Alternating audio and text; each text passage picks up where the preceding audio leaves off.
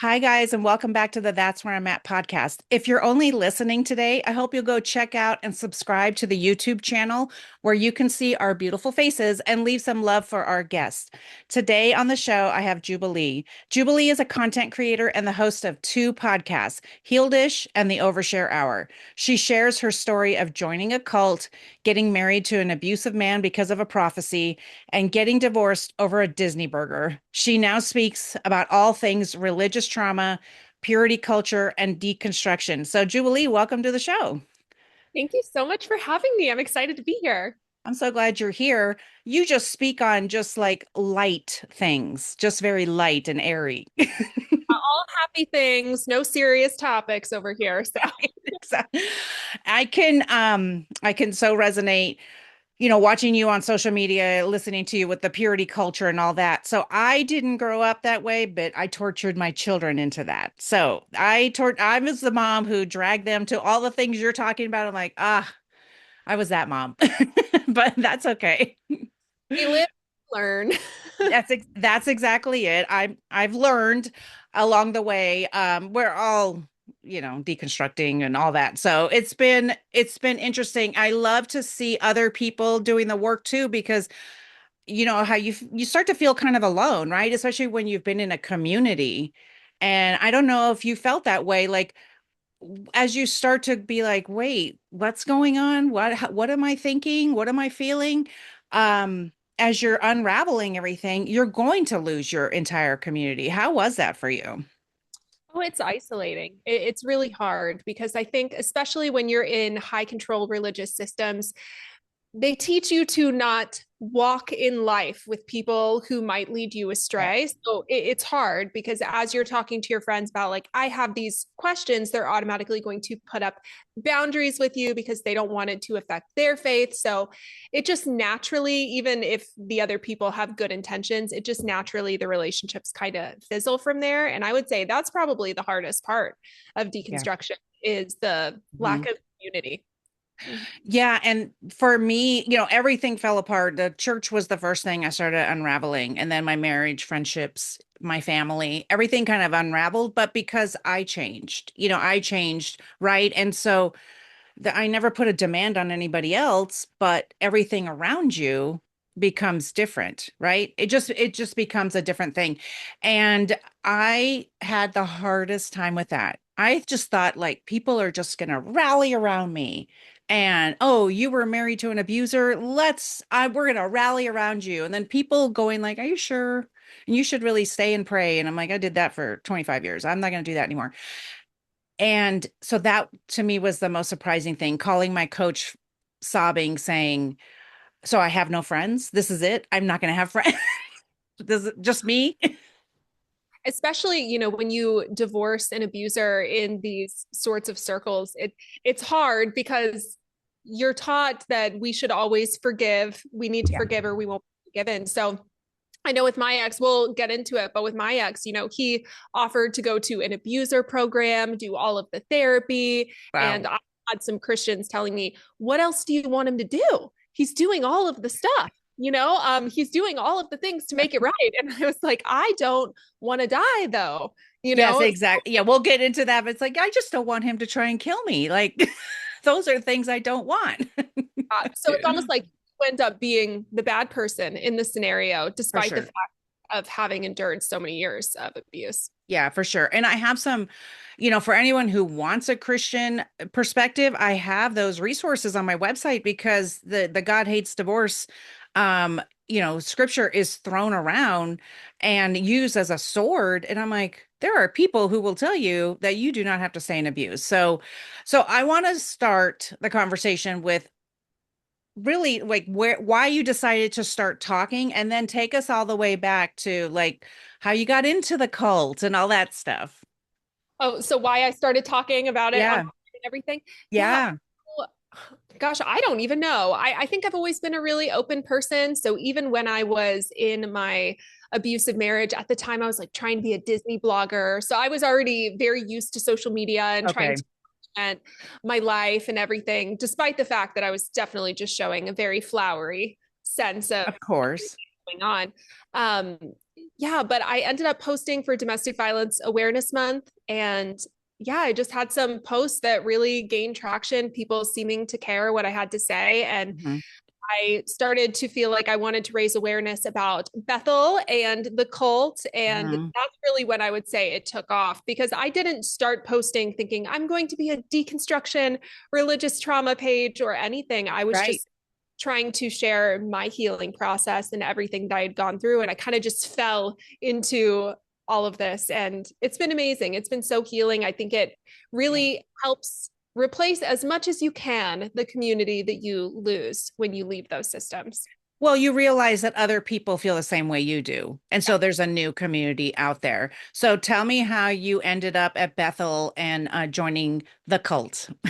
Oh my gosh. Well, that was like such a nightmare. It was all hype. So I feel like I had never heard of charismatic Christianity or the speaking in tongues, healing, or anything Okay. like that. And yeah, when I talk to other Christians, I think it's really funny. They say, "Oh yeah, I had a season where I was into that." It kind of feels like everybody goes through their charismatic Mhm. season where they're into the signs and wonders and the hype. Mhm. Um, so I ended up going to a conference, and at the time I had PTSD. I had actually just been staying in a mental hospital. I was 17 years Mm. old, and I was just in a very dark place in my life. And I had been put on all this medication, and I go to this conference, and this woman up on the stage is my introduction. Her name's Heidi Baker, and she said, "I hear that God is healing PTSD tonight. And if that's you, come to the front." Oh my And gosh. I mean, I wasn't even supposed to be there. It was in a different city. And I thought, oh, this is all for me. All of Mhm. this is for me. And I went to the front and I got prayer. And, I think it's important to point out like the things that make you think that this is right, the confirmations that you receive, because I got prayer. I thought I'm fully healed. And I Mhm. actually had been having nightmares almost every single night for years. And Mhm. I didn't have nightmares for years after I got prayer. Wow. And I can't really explain it. I don't know. I felt Mhm. fully healed, and I went off all of my medication, which is horrible. You're not supposed to do that, but Right. and I just quit it cold turkey. And I ended up looking her up online, and I found out that she was in a documentary called The Finger of God. Yeah. And this documentary was all about, do miracles still happen today? Mhm. And in that documentary, Bethel, the cult, was in it, and it showed these crazy kids going and doing these things called treasure hunts, where they go and evangelize on the street, and they are saying that they're seeing these crazy healings, people's legs growing out, manna appearing in their Bible, gold dust, and God just performing these huge miracles that we thought had stopped after the Bible. And I went to Bethel. I decided, okay, I'm not going to go to college. I'm going to go do this thing, and I'm going to be a missionary. I'm going to dedicate my life to this. Yeah. So yeah, I spent a few years there, and it was a wild time for sure. I want to ask you about when you saw the movie. I totally have seen the movie as well. So, like everything you're saying, because you and I have talked that the church I attend, I'm sorry, the church I attended, 2 out of 10, in Las Vegas we had all the people from Bethel there. We've had Heidi Baker there. Look, I've seen Heidi Baker and the way she is. And it's hard, right? Because I wish I had thought about this beforehand. What is it? I mean, it's almost a placebo effect, but there's something real about it, right? There's something real. Who knows if it's God or not, but it's like there's something happening. I think the problem therein lies when it's manipulated and it's used the wrong way. You know what I'm saying? Like to hurt people. That's when I think it's a problem. But when you were watching the movie and seeing all these signs and wonders and all that, what did you think? Did you think it was weird? Or did you go, oh my gosh, this is what I want? I was eating it up because I think, you've seen Heidi Baker. So, she Yeah. has this whimsy about her. And I Yeah. just thought, I trust her. I've seen Mhm. myself be healed in the last 5 hours. We literally went home and watched immediately. But I just remembered thinking, are you telling me that the world is not boring? Like I get to live in some sort of Harry Potter type of world where miracles still happen and we can do all of these really cool things. And it just felt very real to me. And I think one of the reasons why I fell so hard into the cult Mhm. was my entire family was spinning and falling into the cult with me. Oh, So okay. we Gee, were hype, to the point where, I mean, I want to be sensitive about certain terms, but I feel like of I was course. almost manic. I was so Yeah. bouncing the walls, not myself. It's hard to even look back and recognize myself. It's all Mhm. I wanted to talk about. And my family was the exact same way. So I had some family members join the International House of Prayer while I went to Bethel, and we were all going to be missionaries at the same time. So when you're surrounded by people like that, and I Mhm. assume like even with your church, you're surrounded Yeah. by that, Oh, you yeah, don't for sure. see. You Yeah, feel like it would be crazy to not believe for all of these sure. happening. Yeah, for sure. And then, what's so interesting? I was listening to one of your episodes the other day, and I don't remember her name, but she was talking about how everybody was having the same exact experiences, which she was in, because she was in at the same time you were in. I don't remember her name, but anyway, Mhm. what was it? Chris, I Yeah. think. Yeah. And it was such a good the two episodes, it was so good. And she was saying how everybody was like, quote unquote, performing the same way. Every prayer, everything was exactly the same way. And I'm like, oh, I saw that so much. And you felt weird if you weren't doing it. And you thought something was wrong with you if you weren't doing it. And you didn't have enough faith or whatever the issue was. You have to pray harder, all those things. Yeah, one thing she said, which I really resonated with, was it almost felt like everybody was trying to be in the Bethel mold. What is the Yeah. ideal Bethel person? What does it mean to Yeah. be this? So you see these people manifesting, falling down, speaking in tongues, and I'm sure there is a lot of psychology behind it. Because you really just come out a different person. You're not the same as when you first arrive at Bethel. Because I do remember my first year, or at least the first couple weeks, I did start to get that thing in my gut where I thought, okay, this is weird. I'm not sure. Oh, okay. Because that was the first time I had seen people manifest in the spirit, which just basically means they're shaking and twitching and they're falling to the Yeah. floor. And it it felt very odd, and it's not what I was raised in. And I think Mm, that there was something in my gut that thought, okay, this place is strange. But after 2 to 3 months there, then you're praying that it's going to happen to you because you think, well, if God is touching them, I want God to touch me. right. So yeah, you just end up changing in those environments very quickly. Well, and then that's a cult too, right? That's the cult because the why you wanted to look a certain way or why you do look a certain way when you leave, it's not just quote unquote God changing you. You are succumbing to exactly what the cult wants you to do, right? And so if there was listen, I totally get all of this, like I totally resonate with all of this. Like there's just a certain way, there's certain words you want to say, so this is part of the thing, and tell me if you resonate with this.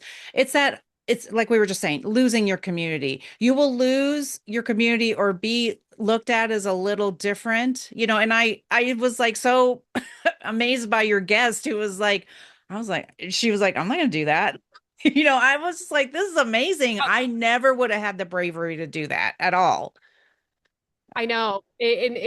It is a lot of pressure because they would even have us line up and say they're going to come and touch you and you might fall, but okay. Everybody knew that if you don't fall, maybe you're not open enough to the Holy Spirit. So it Yeah. is the shame culture of you need to Yes. conform to what the group and what the cult is doing, or else maybe you have some sin in your life. Like, what do you have some sin in your life, or Right. you have unbelief? So it's very hard to maintain yourself a sense of self in those Yeah. environments. And so what did you go there for? Some sort of ministry school? Yes. So it was called Bethel School of Supernatural Ministry. So we used to joke that we were the Christian Hogwarts. And looking back on it now, we thought we were in on the joke. And I'm like, we were not in on the Oh, joke. like ridiculous. Yeah. So my goal was just to be a missionary. So I did 2 years there. I did a couple mission trips with Bethel. And then for my third year, there was the opportunity to do an internship for somebody in this sector. So you would try to find like a pastor oh, who okay. and you could apply. They had a list of everybody who was taking interns, and I applied for Georgine and Winnie Banoff. So that was out in Pennsylvania. They had their own kind of Bethel school called Global Celebration School of Supernatural Ministry. Wow. And it was so much smaller. It was funny because I thought, wow, I'm so lucky to get this internship. I bet Mhm. people were fighting for this because I don't know if you've heard Georgian and Winnie Banoff, like they're pretty No, I big names. haven't. Yeah, well, they're like one of those traveling people, like Heidi Okay. Baker, who Hmm. they're constantly at conferences and stuff. Hmm. And I ended up being the only Bethel person there. And then turns out their school only had 60 people in all of the years of the school, whereas Oh, Bethel had 1,200 students just in the first year. wow. So Okay. Yeah. So different. Such a culture shock. tiny. I was like, oh, this is a tiny school, and I Mhm. was just the only Bethel person there. So I also found that kind of isolating. And Mm. if I'm being honest, one thing that I found kind of interesting is Bethel gets away with doing a lot of very odd things, like all of those manifestations. And, it's just odd beliefs and odd behaviors. But I feel like they get away with it because it's very hipster. Everybody who goes to Bethel is very cool and they're young, and it feels like it's the cool thing to do to be there. And then when I went to this school, it it was like your weird uncle. You know what I mean? Like it was just like a bunch of like different type of people. I mean, there were some very, very nice people, but it wasn't as trendy, I would say, as Bethel. And I feel like I started to step back and think, okay, these now that it's not so shiny with the hipster kind of vibe of Bethel, this is weird. Like what we Oh, believe weird. And there were people who were really into mysticism and uh-huh. kind of that side of it. There were people who thought that there were like Benny Johnson, she had said that she knew somebody who was 300 years old, supposedly. Okay. She said that from the stage. So I found a lot of people like that were at this other school. They were really out there. They had some really funky beliefs. And one of those people ended up being my ex-husband that I got Okay. I was going to ask you married. where and when you met him in this journey. Yeah, so he was working at the church. So I think I met him the first week that I got there. He was a janitor at the church. He was working 15 hours a week as Oh, the janitor. okay. And he was also a second year student at the school. So yeah, he seemed very nice. Everybody had nothing but good things to say about him. I call him Ted. He Hmm. seemed very generous. Like I remember one time we went out to Buffalo Wild Wings after school, and he literally paid for 20 to 30 people to eat. And he paid the tab and left before anybody could say thank you. And I was like, wow, this man is just such a kind. Now I'm like, his parents for sure paid for that. Okay. Yeah. But like Well, and not only that is like people who are toxic, narcissistic, whatever you want, psychopaths, all that, they want to look like the hero. And so they're gonna throw. I have a video right now going about about this very thing. My ex would get mad at me over $20 and he'd go drop $450 at lunch. Like, no problem. absolutely. And I think he was the epitome of that, to the point where there was kind of this popularity contest where they would say the most, I don't even know, like the best student at the school, kind of like being voted class president at the end. And he was voted the best student of the year previously. So I had only heard wonderful things about this man. And I didn't really view him in a romantic sense because he was 10 years older than me. Oh, okay. Wow. He was also just not my type, which is fine, but I never thought about him in that way. But I ended up, my housing fell through and I needed a place to stay. This was around January, early January 2015, I think. And he overheard my conversation to my mom where I was saying, oh, I have nowhere to stay. I'm probably going to have to quit my internship. What am I going to do? And he ended up coming up to me afterward and said, hey, I heard your conversation with your mom. I hope you're not mad. I called my friends and they said that you can live with them for the rest of the year for free. And I, I was just so taken aback. I was like, this man is my Yeah. savior. He saved the day, knight in shining armor. I got in his car. He drove me there and we started dating very quickly. He was very love bomby, very romantic. I remember there was a snowstorm and I had texted him and said I was hungry. This is before we were even dating. And he showed up in the middle of a snowstorm with fries and had brought me food. He was just the epitome of romance. Right. So And I the love bombing and really grooming you before because to make you seem like, oh yeah, he might be interesting. He might be dateable, right? I was like, okay, 10 years older, that's quite older, but I think I could handle that. And I had just read this book. I feel like I had groomed myself in a way because I had read this book called The Sacred Search. Oh, it's Oh, so toxic. But in it, this Christian guy was saying, when you get married, you shouldn't even look at what someone looks like because you're all going to get old. So you should only think, are they going to be a good partner, husband, and father? wow. So I had read that the month before we started dating. So I was in this mindset of he is the most loving, most amazing, kind person, and nothing else matters. So I'm gonna be with him. So we dated a little bit, and then the prophecy happened a month into us dating. Okay, so then you had a prophet, quote unquote prophet, come to visit the church. Look, I'm a victim of the same prophet, so I we'll talk about it. Well, this man, he is the worst. He ended up going up and he called out my ex and in this crowd. And, it's so hype when you are at these Yes, conferences. You want God to see you because I think it's just human for us to want to feel seen. of course. My ex got called out and he said, I saw the number 50 and I know that 50 means Jubilee. Does Jubilee mean anything to you? Oh my God.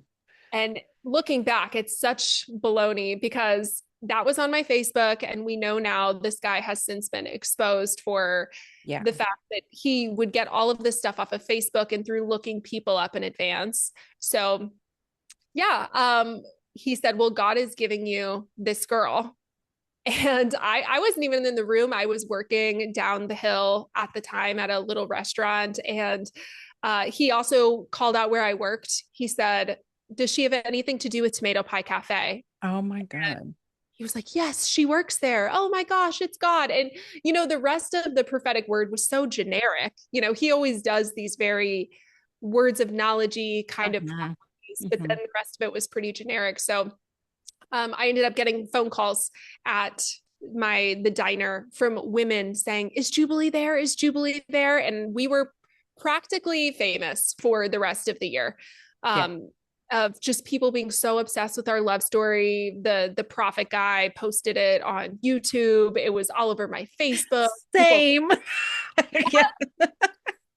oh, it was so cringe looking back on it. But I thought, okay, well, we're supposed to get married and we're supposed to be together. So he proposed after literally 2 months of being together. He Wow. proposed. And really, let's talk about it, because of all the grooming, right? The prophecy too. I mean, throw that in there. My gosh, you can't even you can't even plan for that at all. But the love bombing, there's like all of these things sound great, nice, whatever, right? But it's like it's that rushing. It's like you don't need to be getting engaged so fast. You don't need to be moving the relationship along so fast. You cannot know someone this quickly. You really can't. Oh, absolutely. And on our first date, so this is maybe 2 weeks after he found me a place to stay. So it's not like we had been hanging out for months or anything. On our first date, he told me he was in love with me.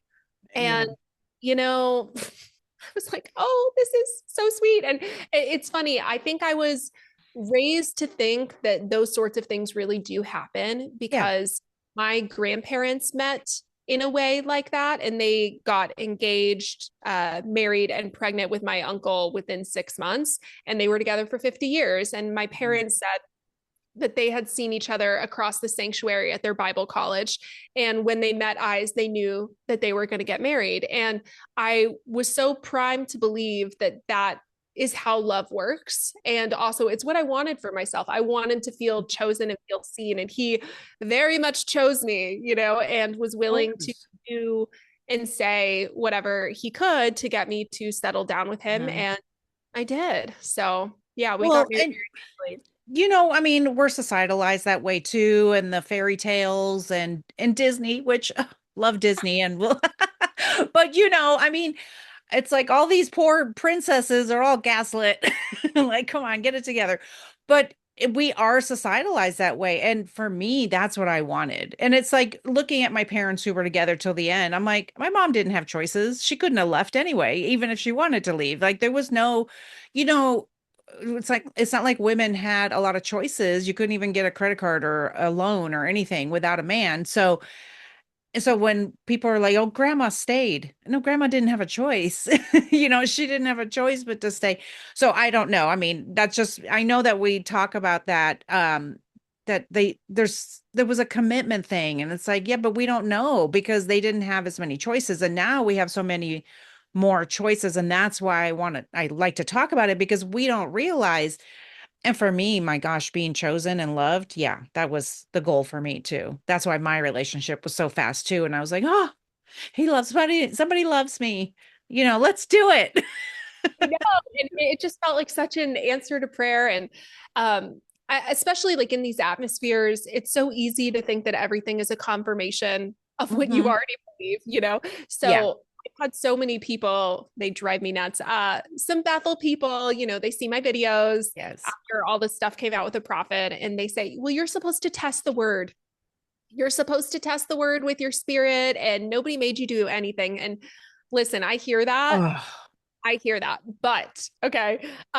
Anybody in these circles knows that this guy was known to be the most prophetic. And I also felt like I was getting confirmation. So, for example, when he proposed, fireworks went off, and I thought that he had planned it. And turns out there was like a baseball stadium nearby. And literally, the second that he proposed, we kissed, fireworks went off. And I thought that God was blessing my marriage. I was like, right, of course. it's a sign, God is writing my love story. And this is cringe and very weird though. On, I think it was 11/25/2014, I had this idea that I was going to record a prayer. It's the first time I've ever done that in my life. And I recorded this prayer on my phone of me saying, God, please send me someone. I promise, I'm such a baby. I was 20 years old. Please send me someone. And I promise I'll serve you for the rest of my life if you send me a husband. And turns out we got married on that exact date a year later. And it was not planned. I didn't notice that until like a month or two before the wedding, but it felt like confirmation of I poured my heart out to God. Mhm. And literally 1 year exactly later, I am getting married. And Right. in my mind, I had tested the word. I thought that, Right. yes, this is legit. And yeah, so it definitely did make me ignore a lot of red flags. There were so many like I joke about it because I think it's hilarious, but he thought he was never going to die ever. Oh, Um, interesting. Gosh, why did he think that? he said that death was a curse brought by the garden, but Jesus came to break the curse. So we actually have no reason to ever die. And he told me this when we were engaged. And I said, well, no one's ever lived forever. And he said, well, no one's ever had as much faith as me. I'm going to be the first. Oh my gosh. I know. And And so what did you think? Did it seem like a red flag or did you just think it was a little weird? I was so uncomfortable. I don't know if I thought like red flag, like he's a bad person or anything like that, but I knew that I didn't agree with him. I Yeah. was like, that happened. And he told me that if he ever died, that he wanted me to raise him from the dead. Um, and because Bethel did believe in raising from the dead. So Yes. I Hmm. remember I would lay awake at night and have so much stress being like, someday he's going to die. He is expecting me to raise him from the dead, and I'm not going to. Okay. And then I'm going to have to live with that for the rest of my life. He also thought that he was going to own the entire company of Disney. Oh my Uh, God. I know, which that's not a thing. You can't own Disney. There's a lot of different levels.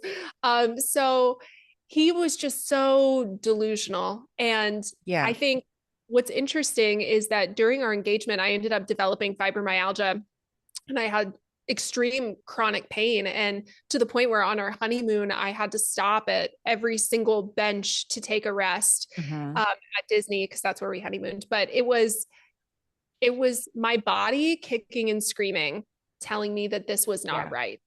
Right. Before I mentally knew that it was not right. And And yeah, and they do say that, that women who are in abuse, and I speak very heteronormative, but everything just like feel free to, fill in what you need. But the statistics show men tend to be more of abusers. But so women have these autoimmune diseases and all this kind of stuff that they can't pinpoint. I had IBS, like every single thing, every time around him, I just like my stomach hurt all the time. And it was only when he was, I guess, quote unquote, stressing me out. And maybe that's when he was really like ramping up the abuse because I had a covert narcissist. And so it's hard when you were seeing some of the, well, how far were you guys married when he was saying I'm going to own Disney and all these things? Or was this before, or you were? Okay. And so he hadn't ever said anything like that before? oh no, it was during the engagement. Oh, it was. Okay. And how long had you guys been dating? Oh my gosh. It was probably during the summer where some of those crazier beliefs came out. So Okay. maybe like 4 or 5 months, we were married by November. And Yeah. this is why, I mean, I'm very adamant and I'm not kidding, guys. I would not have married him if it was not for this prophetic word, because I remember there being so many times during the engagement where he would say things that were off, or I want to be delicate because mental health is real and it's like Yes. not something to be joked about. But I do remember during our engagement, I was laying in bed and he was in the shower and he was talking to himself and making like video game type noises. And I remember Mm. I had this like sinking feeling in my stomach. And I remembered thinking, do I even know this guy? Like do I know him? And this is after the engagement. And from then on, he used to swing his arms when we would be in public, and he would get this very angry scowl on his face, and he would be talking to himself. Wow. Um, so there was definitely something mental health going on Mhm. where he would tell me, "Oh, I'm just imagining myself fighting somebody like MMA. I don't know." But there was something going on for sure. And all of these things were happening in the engagement. And had I not gotten that prophetic word, I definitely wouldn't have married him because my body was already telling me, do not do this. Yeah. But I thought it was God's will. So, Yeah, so I got my word in from that same prophet in 2017, and it was at a conference, and mine was the longest word. It was the biggest word. It was like a big deal. He's posted it on his YouTube, he's posted it on his Instagram, all the things. And the biggest thing in it, he called out every single thing. My ex at the time, my husband's name, phone number, our anniversary date, all things he could have gotten off of Facebook. And the thing that makes me furious is he had been to our church multiple times. So of course, for him to call me out, I was like, it's amazing, right? It's very exciting, right? And I couldn't have hidden anyway, because the minute he started to say it was my username, the way he said it, all my friends were like, she's over there, like, so I couldn't have even like not gone up. And at the end, the generic part of it was God loves your marriage. And this was, I don't know how many years in. We got divorced, 5 years later. So we were 25 years in or something, right? And I was struggling. And to hear God loves your marriage, I was pissed after, like, when we got divorced. I was like, what does that even mean? And so I had already been deconstructing, but I was furious. And I had a friend who said, but we have free will. And I was like, okay, I'm just going to live off of that, because I was furious. Like, and so the part that makes me furious is who that knew me in the church, because I have friends in the church who that knew me and I was struggling in my marriage told him to say those things, told him to pick out my anniversary date and all those things. Whether they did or not, that's just where my it still kind of makes my blood boil. And so that's the kind of thing that's where it was harmful to me. I don't get it. no, and I think that story is so important as well, because one thing with the prophetic, they say, oh, well, the prophetic is supposed to be positive and whatever, so you have people try to defend this false prophet guy, con Mhm. artist, and say, well, is he really causing not much harm? Or like some of these prophetic Mhm. words are just encouraging. No, okay, because Yeah. you could have people who are in abusive Mm-hmm. situation Mm-hmm. and you're telling them God loves your marriage. So Right. then feel like they can't leave. And Mm-hmm. I had somebody reach out to me recently, and she had a friend out there in California, and she was married to this horribly abusive man. And then they got a prophetic word that they were supposed to start a ministry, you know, and she genuinely believed that she could not, she was thinking about leaving her husband, Yeah. believed she could not leave her husband because she got this word that she was supposed to start this ministry.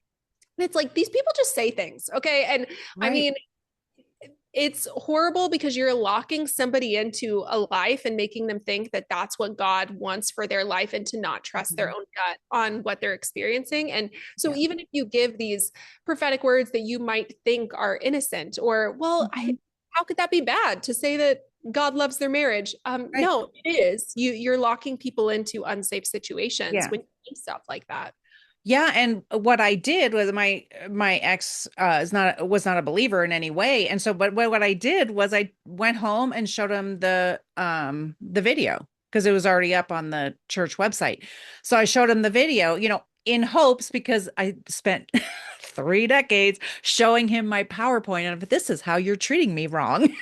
And if you would stop, then everything would be fine, because I had a covert narcissist and everything was my fault. So I was showing him, well, God loves our marriage. And I'm sure he thought in his head, great, I'll just keep doing what I'm doing, because That yeah. And so to me, I did hold on. I wasn't thinking about leaving, but it made me hold on. Okay, well, God loves my marriage. Okay, things are going to get better is what my thought process was. And then everybody can hear my story everywhere else. And then, but I want to talk about the Disney burger and how that caused your divorce because I think it's the greatest story ever. Thank you. Oh my gosh. Well, I did want to say when you were saying Yeah. making a PowerPoint about telling him like here's how to treat that is really I so relate to that because I was quite frank with him. I was like, please stop being abusive. Just please. And then we can just ride off into the sunset because he had turned abusive very, very quickly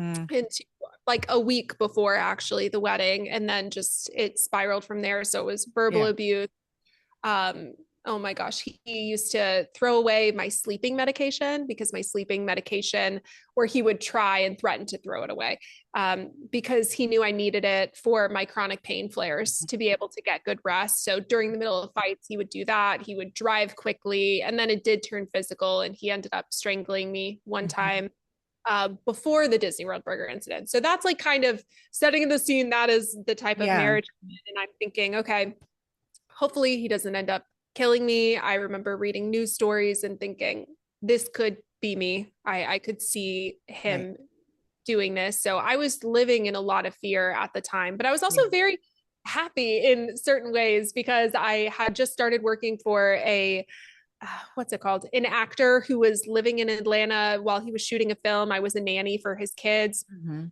and they offered us a job to move to LA. So there was like so much on the line during this Disney World burger situation because we needed to make a decision in the next 2 weeks on whether or not we were going to go to LA. And I thought he was going to be so happy about that because his dream was to work in film. That's why we had moved to Atlanta in the first place. Oh, yeah. And the actor was saying, I will set you up and try to get your husband on sets and help him break into the industry. Wow. When I told him, oh my gosh, all our dreams are coming true. We can move to LA. We're going to do this. He was so mad and he didn't want to go, which was so interesting. It And is. Yeah, that is interesting. I was like, our dreams are coming true. What is going on? What is going on? Why don't you want to go? And he literally told me, I'm afraid that if we move to LA, you are going to be happy and you're going to leave me. Oh my gosh. Right. Wow. He was very honest that he thought that I would just find personal happiness and freedom if we moved there and that maybe I wouldn't be a Christian anymore. You know, there was like a lot of, Yeah. so leading up to the Disney World Burger, we were there because I was going to be running a race with my cousin, who I'll call Alex. And I was going to run this half marathon with my ex and sorry, not with my ex, with my cousin Alex. and my cousin Alex's son was there as well. So it was the four of us. And immediately it was weird on this trip. There was some weird tension going on between Ted and my cousin. And Ted was very jealous of my cousin. He used to tell me that I couldn't text my cousin past 10 p.m. at night, or I think at 9 p.m. at night, because he said it was inappropriate. Oh my gosh. And I was like, this is my cousin. What is going on? It was so stupid. So there was a lot of tension between them, although my cousin was so unaware of it. He thought that they were best friends. He literally called Ted his best friend and thought that they were on great terms. Meanwhile, Ted would just talk bad about him to me. And Oh my gosh. the entire trip to Disney, it's like every time we wanted to do something, Ted didn't want to do it. Or, oh, let's go get this snack. No, I don't want that snack. And he was being so combative. And we had all been looking forward to this trip for like a year. And it was so uncomfortable. My cousin pulled me aside and said, you know, what's going on with Ted? I feel like, is he mad at me? Like, did I do something? And, you know, when you have abusers in your life, you have to, you're trying to put out fires. Yes. No, he loves you. Don't worry about like he loves you. It's fine. Because I was just thinking, if I can make my family love Ted, then Ted won't hate my family. And then everybody will be happy, you know? Oh my gosh. This is, I mean, they're all the same, really. I mean, and it's so anxiety, driven, because I can totally resonate with that. Like just trying to control every situation, making sure everybody's getting along and he's not saying something he's not supposed to. Everybody's talked about this on the show. I mean, we're so driven by the anxiety of it all. Yes, and to feel like you get in this mindset of you're trying to control the situation, you're trying to put out fires, make sure everything is okay. And what's so funny is when I did end up getting divorced, I mean, my family was shocked because they loved him because I hyped this man up so much because I was trying to do that. So we end up going out to eat at the Yak and Yeti restaurant, and I was so excited to get this burger. I'd heard that it was delicious, and I ordered this Kobe beef burger, and everything was good up until when I got my food. And my cousin, he ended up ordering the tikka masala, and he was like, he's very funny. Originally, I think he had wanted to split with me. He said, how about I get this and you get that and we'll split? And I said, no, I don't want that. I want this, right? My food comes and his food looks terrible. And, he kept saying, oh, Juby, your burger looks so good. It looks so delicious.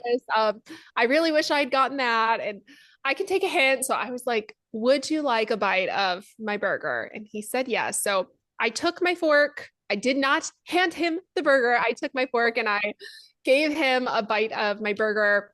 And immediately Ted just like crossed his arms, was so huffy and puffy, upset, and he didn't talk for literally the rest of the dinner. Like we would try, I remember asking him like, what was your favorite ride? Trying to get him back because it's like he had gone into himself with fury and I didn't understand what he was mad about. Right. Like no, because you have to figure it out. It's your job to figure it out. So I became an investigator. I thought maybe he was mad about what my cousin and I were talking about. Maybe he thought it was gossiping. I don't know, because he kind of self-righteous. So, because we had some family situations going on. But anyway, my cousin ended up leaving. Or wait, no, before that, the waiter came and dropped off the check. And all of a sudden, Ted was just so perky to this waiter. Oh my goodness, thank you so much. The food was amazing. I love this place. Amazing job. And I about lost it because I was like, this is ridiculous. You're being so rude and so awful to us. And then you're so flowery to this waitress. So my cousin went to the bathroom and I ended up turning to him and I was a little sassy. I said, so you can be nice to the waitress, but you can't be nice to your wife. Right. And it did not go over well. So he ended up just exploding on me and telling me that the reason he was mad was that I gave a bite of my burger to my cousin and that was disrespectful to him as the man at the table. Oh my gosh. Oh my gosh. Like, what even is that? So I was just taken aback and he wanted me to apologize for being so disrespectful. And he was saying, you're so disrespectful. You don't even see it anymore. Like the fact that you can't see this, it just like proves that you're so disrespectful. And I'm laughing because I heard the same thing. Like He would get mad at me and I'd be like, what's going on? What are you mad at? And he'd be like, if you don't know, you really need to stop and really think about the way you behave in public so that you can figure out why I would be mad at you. And I'm like, I don't understand. What do you, and really, there's nothing to fix. It's their own issue. No, definitely. So it's funny because I think so often in this marriage, I had apologize. Like I had gotten so used to, Yeah. I know how to fix this. I know how to make it go Yeah. away. And the way to make it go away is to say that everything was my fault. And I'm sorry. Yeah. And I don't know what it was about the circumstance, the absurdity of it, the like, what are you even talking about? I refused. I was like, I'm not gonna apologize. This is Mhm. crazy. I don't understand what's going on. So we ended up leaving the restaurant and he started screaming at me in public. I was like, this is going to end up on the internet, because it was Right. just so trashy. He was screaming and saying that he was going to strand me in Florida, that he was going to take my credit cards and my ID and throw them in the parking lot. And I mean, you're going to have no way to get home. And Was this in the restaurant or were you guys outside? he ended up going outside. So we were outside the restaurant, and my cousin, during the middle of this, ended up coming up to me and yeah, he was like, what's going on? And I kind of told him, and he said, okay, well, I'm going to go with my son and like take a walk. We'll meet up with you guys later. So I don't know, but I was left there with Ted just screaming at me, and I ended up saying, "You're acting like trash," or maybe I said, "We're acting like trash." I actually don't remember, but I Uh-huh. had to apologize for that later, because that was so mean to say. I can't believe you said that. Oh my God. Like, how dare I, right? Because I was like He's screaming at you, but you can't comment on it. cussing at me in front of children. There's children everywhere, Right. like it's Disney. So we ended up separating. We came back together, and he was just huffy and puffy the rest of the day. And I was like, we just need to get through today, because we were actually going to go to the airport right after that. It was our last day. So we went to the airport, and I just kept telling him, we'll talk about this when we get home in Atlanta. So the next morning, we're in Atlanta. We wake up, and he wants me to apologize for the burger. And I just refused. I was like, that's not a normal thing to be mad about. I Mhm. don't think I did anything wrong, but I'm sorry I said you were acting like trash, right? Okay. And Right. uh, but I was starting to feel really concerned because my nephew was there and he was only 2. He was a baby. And what's so horrible is we had cats at the time. And I remembered when we got these cats, I told him, I'm scared to have kids with you. Show me that you won't yell at me in front of cats. Like Right. test run, because I Yeah. was terrified to have children with this man, and he couldn't even do that. So he would still scream at me. So I told him, I really didn't like how you yelled at me in front of my nephew. Hmm. And would you yell at me in front of kids? And he said, if you deserved it. And I Wow. said, well, I will not be having kids with you. And this conversation was so chill. Like the tone that I'm using right now, like it was probably even softer than that. We were Yeah. very it was a calm environment when we're having this and conversation. And then he just ended up leaping at me and pinning me to the bed and strangling me. And yeah, I Mhm. didn't fight back or anything. He ended up stopping. And that was the second time that he had. And immediately he fell to the floor and he's crying. Oh my goodness, please forgive me. Please forgive me. I'm such a bad person. I'm such a bad person. And in the past, we had gotten in this loop where I felt this very Christian need to minister to him or show him God's love. So when he Yeah. would do this in the past, I would get on the floor too, and I would rub his shoulders and say, "You're not a bad person. Like that wasn't okay. You need to not do that, but Mhm. it's okay. I love you." And I just didn't do that this time. And I didn't comfort him. I asked him to leave. He ended up leaving, although he was saying, I'm going to call the cops on myself and I'm going to have them come arrest me. Oh my gosh. He would always say stuff like that, like, woe is me, I'm so bad. And Mhm. I had him leave, and I called the Domestic Violence Hotline because I really didn't feel like I could talk to anybody in my life about it. Because once you tell somebody that your husband is abusive, you can't take it back. Mhm. Once the knowing is out there, it felt like it was something that I was just scared to tell my family. Mhm. And I called the domestic violence hotline and they were so wonderful. They took me through a list of, I think, maybe around 15 questions. And I ended up saying yes to about 13 of them. Like, has he ever done this? Has he ever done that? And what's so funny is when I called, I said, I don't even know if he's abusive. I said, I really don't know. Yeah. I said, he's really great a lot of the time. He'll be great for 2 months and then something will happen. And he's not a bad person. And, I'm not perfect either. And this Mm. woman really helped me see. She said, if he was bad all the time, he knows that you would never stay. Um, Wow. so it really made me realize, okay, maybe this isn't who he truly is, this wonderful, nice guy for 2 months. Maybe that's also a part of the manipulation as Yeah. well, Mm. to get me to stay. So I ended up calling my mom Mm. and I told her, which I was still using very delicate language. I called her and Of said, course. put his hands on me, is what I said, Yeah. um, and then even when I did tell people, I said, oh, he choked me, but it's like, Mm. no, you choke on food. You know what I mean? Like I Mhm. very much was still trying to say it in the nicest possible way, but my mom was amazing. And she knew what I needed to hear. She knew that I needed to hear that I didn't need to make any decisions right now. Cause I said, well, Wow. I don't know what to do. And she said, well, we're gonna book you a flight and you're gonna come home. Like she's telling me what I'm gonna do. We're booking you a flight, you're gonna come home, Mhm. and maybe you guys can go to counseling and maybe it's gonna work out. But right now, you need to be away from him and you need to get to safety. And I think that's exactly what I needed to hear. I think had somebody told me, you need to get divorced, like you have to do this, you have to leave him, I Yeah. think it would have made me panic. I was not in a place to make like such a big life decision. Yeah, you're right. That's a great way to look at it. Yeah. Yeah. And I mean, it's what I needed to hear that, okay, I'm just going to go home for a little bit.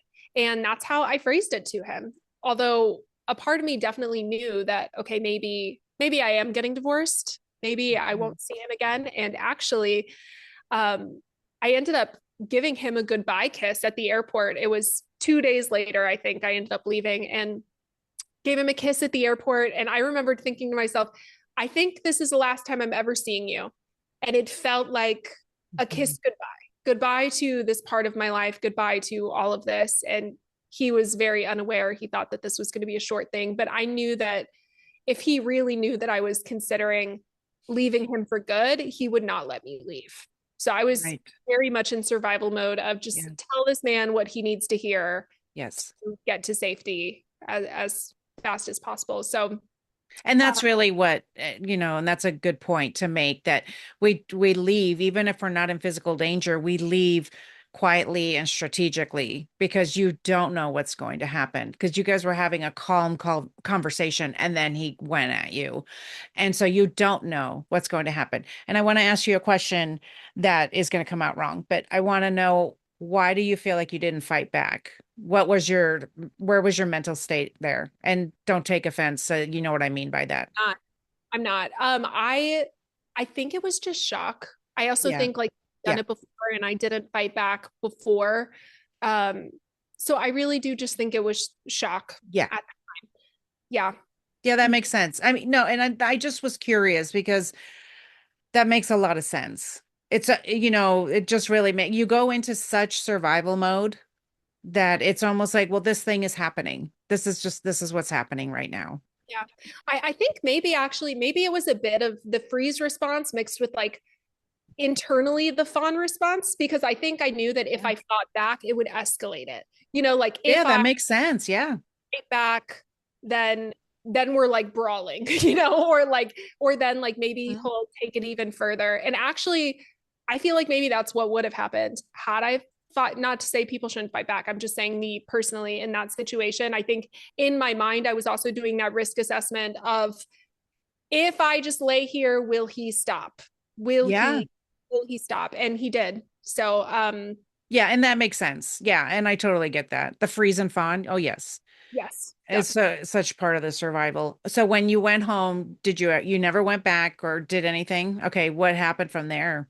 Well, actually, I did go back, but I never saw him. So I was Oh, very strategic. I went to a Christian counselor. My parents paid for me to go, and thankfully, she was great. She was actually a domestic violence survivor. And I don't think that they're supposed to tell you about their business, but she told me about hers. And she said, I believe that God says that you're allowed to get divorced. And that was exactly what I needed to hear, that there was yeah. this woman who is divorced and she's telling me that it's okay and then I can restart my life. So I ended up telling him over the phone, and it was so funny because he was sobbing on the phone, like, no, don't leave me, don't leave me. And I said, I'm not changing my mind. And he immediately stopped. Wow. Very stony after that, so I'm like, he was just crying to try to get me to not leave him. But I was strategic when I went back to Atlanta. I had to file for divorce in person. Mm. Um, I had my friends like babysit him, our mutual friends. I said, take him to a movie and I'm going to go with my dad and we're going to go get my stuff. And I had about an hour and a half in the apartment, got my stuff, and they made sure that he wasn't there. So I never saw him again. Oh, that's so good. And so then you were able to file, and then you just were able to go through the divorce process without having to see him?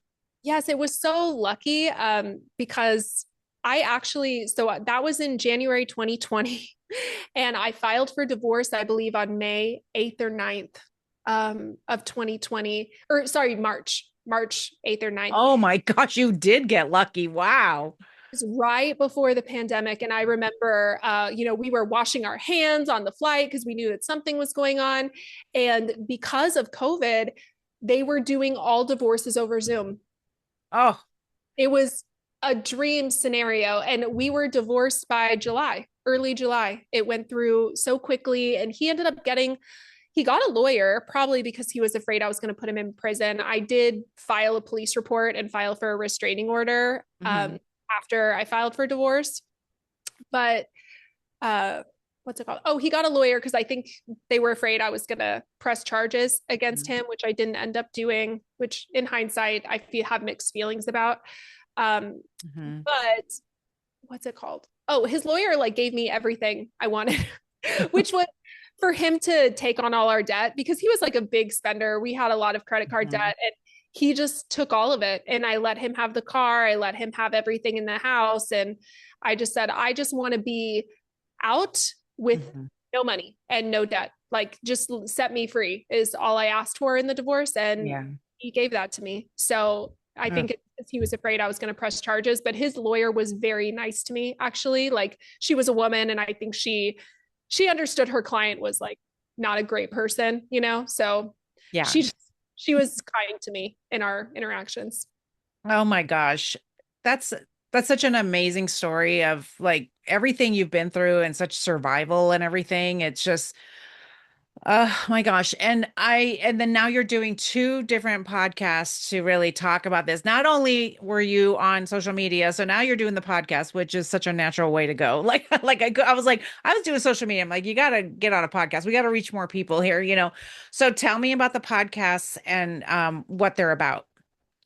Yeah. So the first one is Healedish, which I love Healedish. It's It's great. um I didn't expect it to be what it is. Like I thought it was going to be just people's healing stories. And honestly, it's mostly turned into a deconstruction podcast. Like it's a lot of people talking about their experiences with IHOP or Bethel, Hmm. and just other religious systems and cults. And yeah, there are some other non-religious healing stories in there, but it's mostly a religious I know trauma. that's how my show is. It didn't start out as the nurse's show, but it is now. I'm like, it's naturally just the way things went. Yeah. And yeah, I love Healedish. And then my other podcast is the Overshare Hour, which is so much fun. It's a Reddit stories podcast. So it's just funny, like we just Yeah. read funny, crazy stories and react to them. And I always try to throw in like religious purity culture stories in there as well that I can find on Reddit, but that Mhm. one's a little bit more lighthearted. Yeah, it's both of them are great. I listened to both of them. So thank you so much for being here today and for sharing your stories. And guys, if you want to connect with Jubilee, we're going to put everything in the show notes. But tell us, I want to know what's next for you. Do you have any plans, or are you just working on the podcast?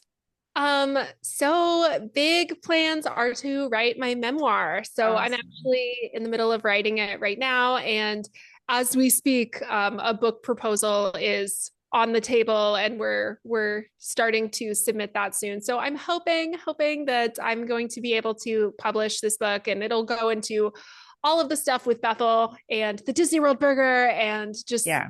healing from domestic violence and religious trauma. That's amazing. That'd be great to read for sure. So, and you'll have to do an audiobook as well. Oh, of course. I'm scared my voice will get tired, but I will do it Oh, you for don't do it all in one day. You do it over days. hopefully that will help. Yeah, for sure. Yes. Yeah, for sure. Because you would get tired. Yeah, for sure. Yeah, you start tripping over your words. I started to do mine, and it's like you start tripping over your words and you have to stop. And it's a little exhausting. So thank you so much for being here today and for sharing everything. I so appreciate you. Thank you. Thank you so much for having me. This was so much fun. And guys, if anything resonated with you today, please go check out Jubilee. We're going to put everything in the show notes. So just scroll on down and check everything out, click all the buttons. And of course, go check out her podcast as well. And anytime you like anything, always leave us a 5-star review because that lets podcast land know you love us. So Jubilee, thank you so much for being here. I really appreciate it. Thank you so much.